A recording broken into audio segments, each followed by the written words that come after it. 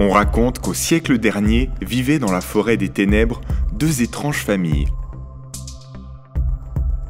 Les uns habitaient dans un grand château poussiéreux, ils se nourrissaient de sang. Les autres logeaient dans des grands trous d'arbres près d'une falaise. Ils étaient discrets et aimables.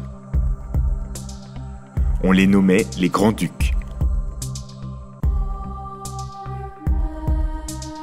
La famille Ombre avait une fille, Mag, qui n'avait pas hérité de la méchanceté de ses parents.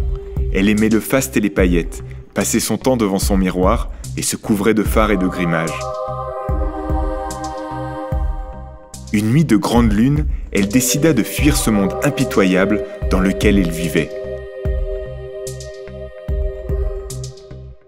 Dans son sac, rien que des mascaras, des rouges à lèvres et des poudres de sa marque préférée. Au fur et à mesure qu'elle s'avançait dans la forêt, ses jambes s'engourdissaient, elle avait peur, elle avait faim.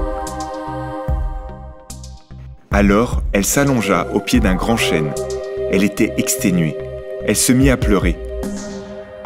Le grand pays lumineux dont elle rêvait existait-il ? Soudain, près d'elle, se posa un être au plumage roux. Ses yeux profonds d'un jaune orangé la dévisageaient. « S'il te plaît, aide-moi, je suis seule et j'ai froid, lui dit-elle. Sans un mot, il l'entoura de ses grandes ailes longues et pointues. Il admirait son visage qu'il trouvait beau et fragile. Ce fut pour eux deux un grand moment d'extase, et bien vite, ils s'endormirent dans les bras l'un de l'autre. Combien de temps restèrent-ils ainsi blottis ? Personne ne le sait. Mais on raconte qu'une nuit, dans la forêt des ténèbres, on entendit de petits pleurs. Une magnifique princesse venait de voir le jour.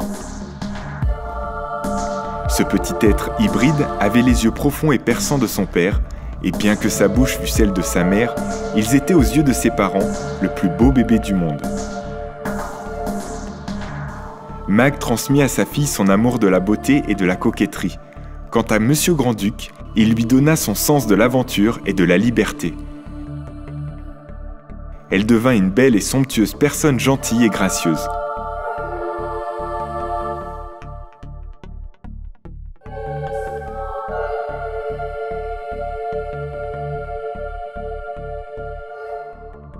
Un jour, accompagnée de sa mère, elles réussirent à partir au pays des Lumières pour participer au concours de la plus belle créature du monde de la nuit.